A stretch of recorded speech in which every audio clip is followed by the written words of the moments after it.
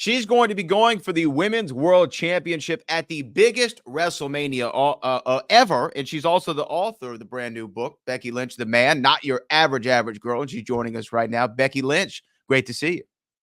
Thank you for having me. Now, look, let's get right into WrestleMania 40. This is the biggest WrestleMania of all time. We are breaking records. You're selling buildings out every single week. You're going up against Rhea Ripley. Two things on this. First, how do you feel about your opponent? And second, I'm hearing that you want to open the show this year. You want to kick off the festivities. Is that still on your list there? You want to open WrestleMania? And what do you think of your opponent? Yeah, I've never gotten to open WrestleMania. Well, I was on the kickoff show, but we don't count that. That doesn't count. I haven't opened the main show. And the first match is my favorite match, right? It sets the tone for the night. The crowd is hyped. They're energetic. This is the first thing they're going to see. They've just come in. They see the stage, and we set the stage. And unfortunately for everybody else, we're going to steal the show. So it's all downhill after that. But anyway, how do I feel about my opponent? Don't like her. Don't like her. Don't like her. She's great in the ring. She's great in the ring. She's fabulous. She's fabulous. She has so much finesse, but we never see it because she never wrestles on Raw. No, she's too busy politicking backstage, flirting with Dominic, doing little errands for the Judgment Day. This is her champion. What are you doing? Why can't you be out there fighting? And she says, all I need to do is post a picture for people to give me attention. But give me attention. I want attention. All she's looking for is my attention. Why is she looking for my attention? She's the champion. I ain't looking for her attention. So that makes me feel like I'm already, in her mind, the champion because she needs my attention. I don't need her attention. Well, let me ask you this, though, because in your book, you talk about your training early on in your career. You're learning the business, learning the ropes, quite literally. Fergal Devitt, also known as Finn Balor, was one of your original trainers. How do you feel about his alliance with now kind of your sworn enemy, Rhea Ripley? That's the thing, isn't it? We haven't touched on that.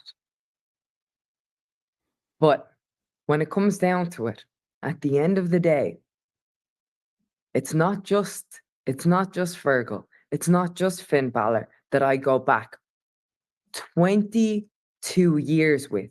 22 years of a friendship. It's not just Finn Balor. It's also JD.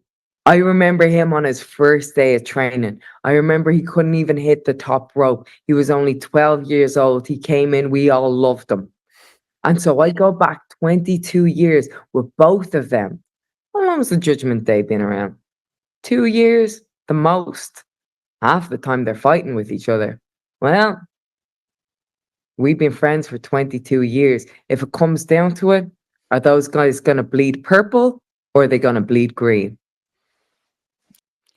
Well, you know what? We'll have to see what happens there. Now, when you talk about opening a show, I do have to ask you this. My match of the year, 2023, without a shadow of a doubt, Trish Stratus, Becky Lynch, cage match at Payback, opening the show and really having a follow that mentality. Was that y'all's mindset going into it of we're going to set the bar so high, every cage match is going to be compared to this one from now on, and every match that follows us on the show is going to have a hard time?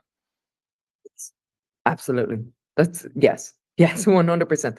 And that's often my mindset. But I think we had a little bit of a chip on our shoulders because, we wanted to be on SummerSlam and we weren't, and there wasn't room for it, and that was fine. But we made sure that when we got to Payback, we were going to steal that damn show. Well, and steal the show you did. Now, also, you're stealing the minds of readers all over the world right now with your book. Your book, I've gotten to start it, and I really love it so far. I mean, I love how detailed you are, even when you're talking about something as mundane as a protein shake. I'm enthralled by the writing of it. You can tell that you took a lot of time thinking about the words. I know you took a writing course. It was like a 4-hour course once a week. To me, can you talk to me about your writing process, though? Did you have to schedule time to sit down? Did you wait for it to kind of come to you? How did that work for you in this manuscript?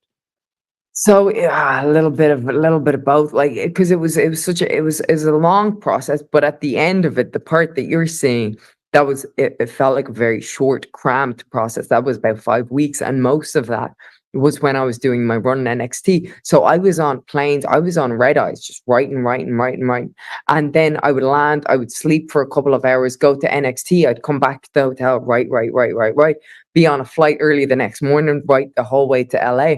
And then that kind of became my process. Like I would borrow time from wherever I could. So I would be backstage just writing. I would be at TV writing. I'd be at the playground writing. Where I'd be watching a movie writing. So like I didn't need a space. I didn't need time. I just needed a laptop in front of me. And I actually kind of liked the noise around me. Like you might hear something or something would spark something, but it felt like I was very in my own world, but within the world. I think actually if I was just sitting alone in a room, uh I might have a tendency to get more distracted than I was at like a kids museum with a million people running around. I don't know why. I don't know why that is.